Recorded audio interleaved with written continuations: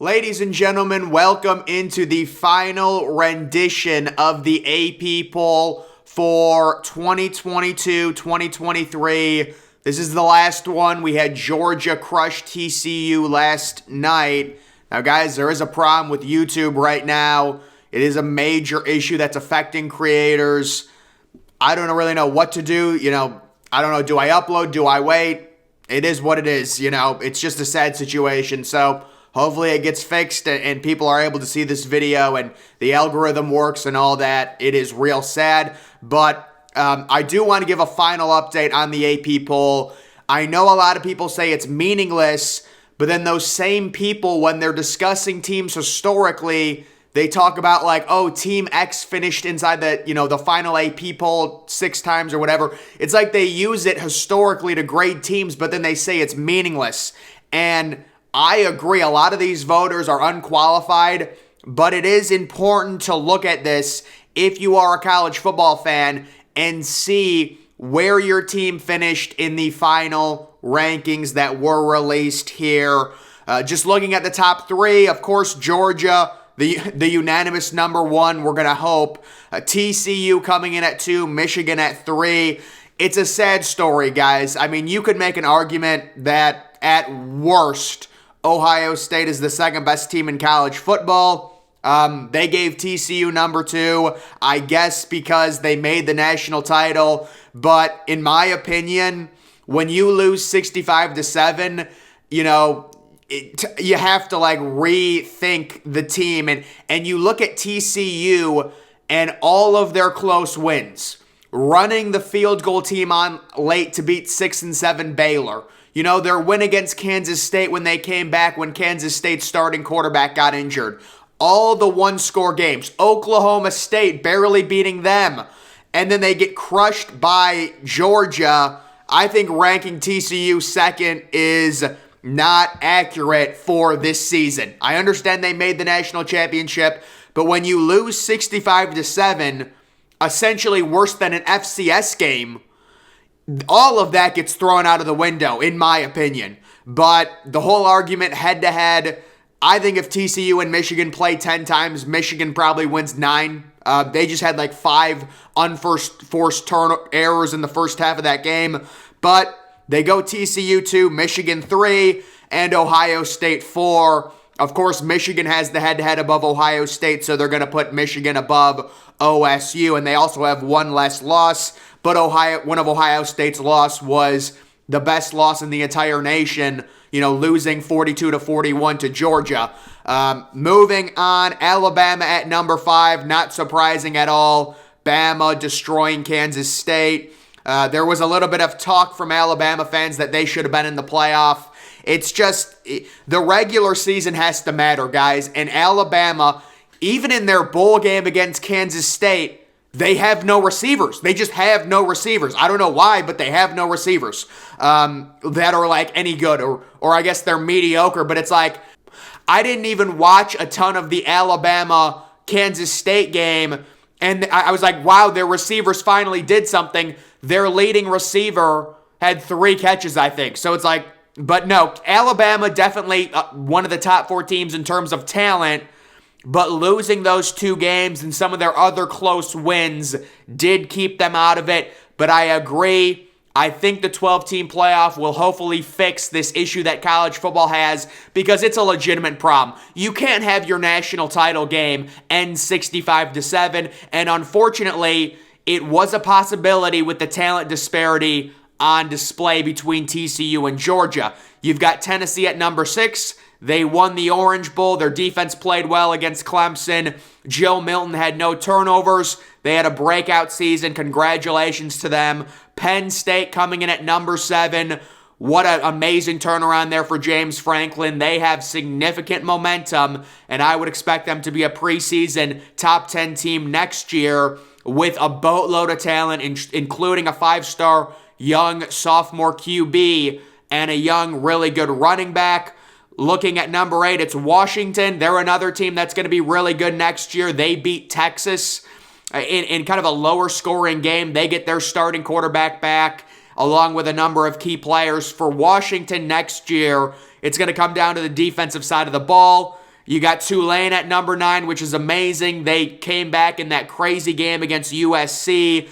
Apparently Tulane loses a lot of talent next year there in the American, but it's a Cinderella season. It's great to see them finish inside the top 10. Utah kind of had a letdown game there in the Rose Bowl against Penn State. They were like 1-point favorites and they got crushed.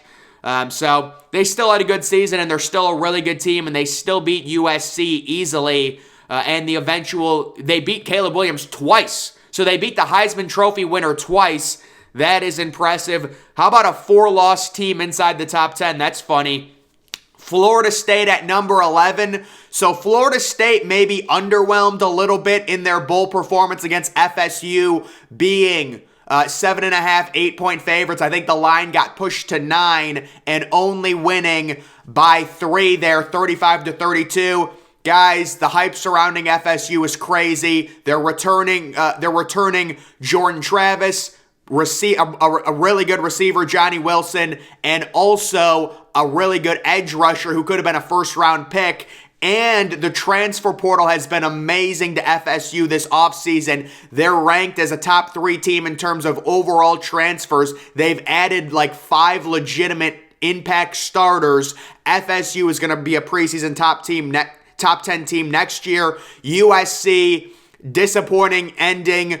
It's the same story with Lincoln Riley. It's no defense. You've got the Heisman level quarterback. You've got Caleb Williams back next year. You've got the weapons surrounding him. You're going to have good receivers. Even with Jordan Addison gone, the offense is going to be fine. It comes down to the defense. And you're playing in a very tough Pac-12 next year with multiple returning elite quarterbacks.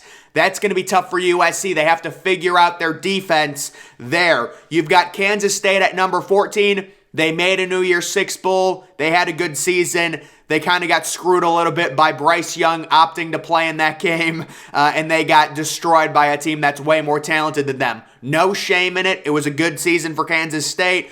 Oregon at number 15, they actually had a crazy come-from-behind win as 13.5-point favorites over North Carolina. But the huge story for this Oregon team, possibly a top 10 preseason team, easily a top 15 preseason team next year, due to the return of Bo Nix. They opened their wallets. They said, listen, Nike, we're going to give you NIL money. You're going to come back.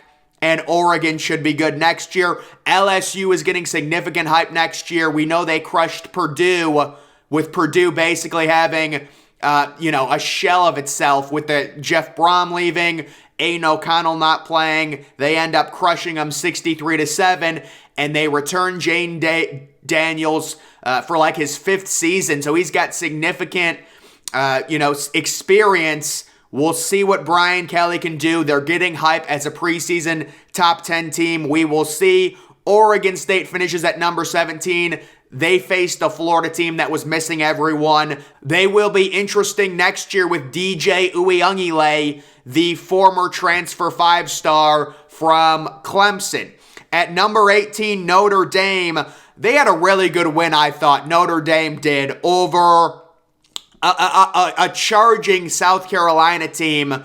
And we know Notre Dame was dealing with a transfer portal QB, so they had to start their backup who hadn't played much. They're getting Sam Hartman. I am really high on Marcus Freeman. I am really high on this Notre Dame team for next year. Marcus Freeman is the perfect culture fit for Notre Dame football. He's going to be there a decade. I can just see it already. It is perfect.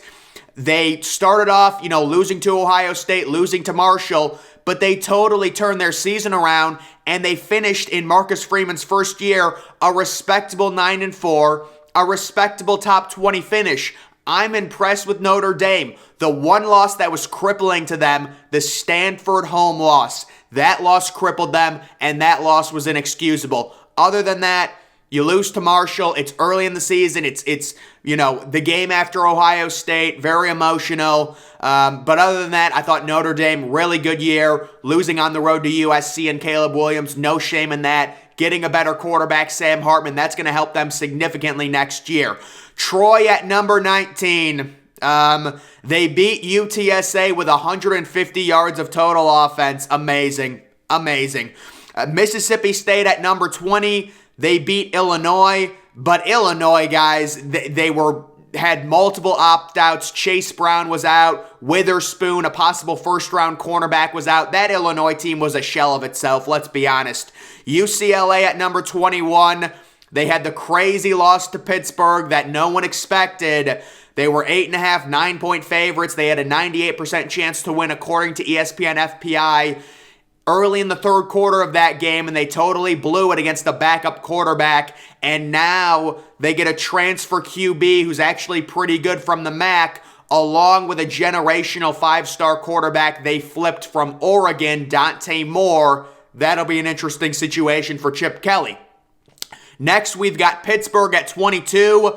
I don't really know what to make of Pittsburgh football, honestly, guys. It just feels like there's no real path with Pittsburgh. They don't recruit well. They're not getting any transfers. I don't know. I don't see them as a top 25 team next year, but I see people putting them in their way too early preseason top 25s. South Carolina at number 23. They had the two big wins over both Clemson and Tennessee. By the way, where's Clemson? Oh, Clemson's at number 13. I think I just completely forgot to talk about Clemson.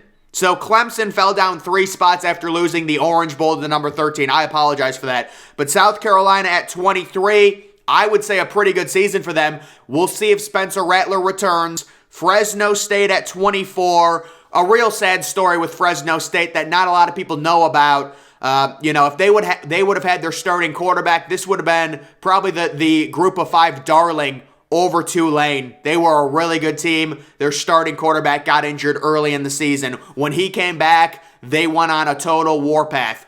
At 25, Texas is still ranked with 5 losses. I would have liked to have seen UTSA or Duke be ranked, but Texas, if you look at the FPI and you look at the advanced metrics, it says they're a top 10 team because they had a lot of close losses, including that really close loss to Alabama. So they had a tough schedule. The Big 12, it's a gauntlet. Every team is at least decent.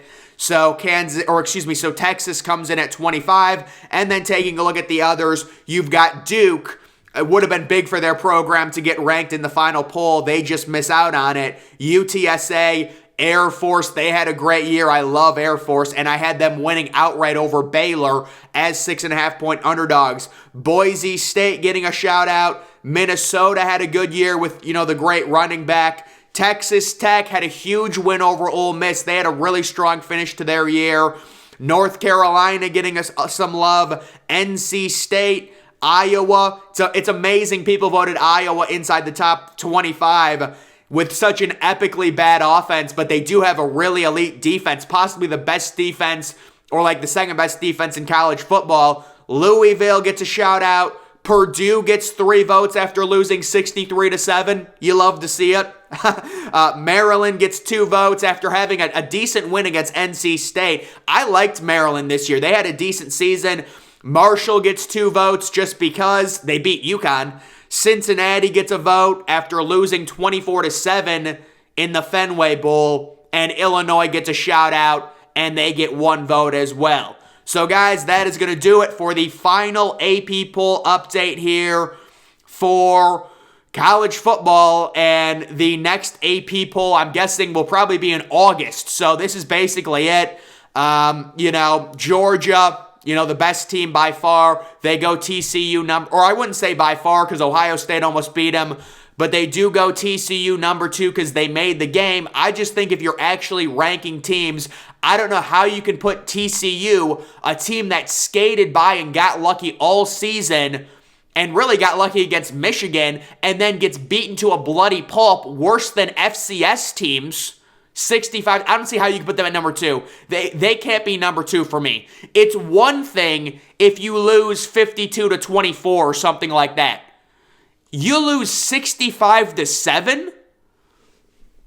I don't know. I don't even know what to say, guys. But that, it's just a bad look for college football overall. The game was over late in the second quarter, And that is the exact opposite of what we need. We get 2 great semifinal playoff games, and then you get that crap. It's so sad. It really is. It really, because the other thing, amazing vibes on New Year's Eve, great games, and then that on Monday night. It was raining in California. It was cloudy. It was a 4:30 Pacific time start. Oh, to me, it's just so sad. But either way, that's the end of the season there with Georgia going back-to-back. Honestly, I did not think they were going to go back-to-back. I give them credit for doing it. It's very hard to do. Ohio State, it's got to be demoralizing. Michigan, it's got to be demoralizing seeing the team that you lost to play like that. Both of those teams, it's tough. But either way, guys, that's going to do it for this video. Make sure you're following me on Twitter. Link to that's always in the description. I'm, of course, the Depressed Ginger. Thank you for watching.